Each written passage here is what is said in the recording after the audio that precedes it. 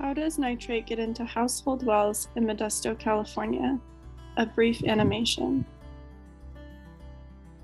When a sediment can transmit water so you can pump it out, it is called an aquifer. In the Modesto area, the groundwater exists in both an unconfined aquifer and a semi-confined aquifer. The semi-confined aquifer differs from the unconfined aquifer because it is partially covered by a layer of impermeable clay. This impermeable clay does not transmit water, so it keeps the aquifer above and below the clay layer separate. The top of the groundwater that is not confined is called the water table. Water is moving through the pore spaces in an aquifer very slowly.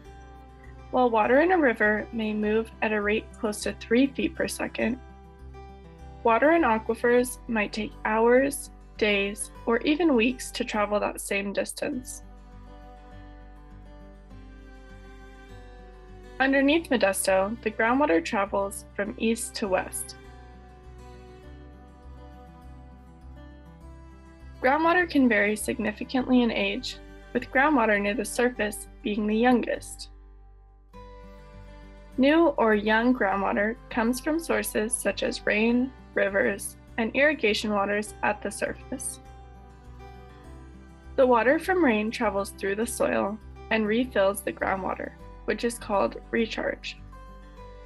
However, recharge of groundwater is an extremely slow process.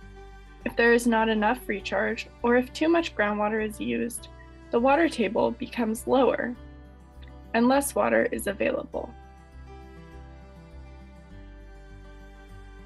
The Central Valley is the most productive agricultural region in the U.S., and there are many orchards, fields, and dairy operations throughout the valley, including around Modesto. The fields and animal operations are all large sources of nitrate contamination.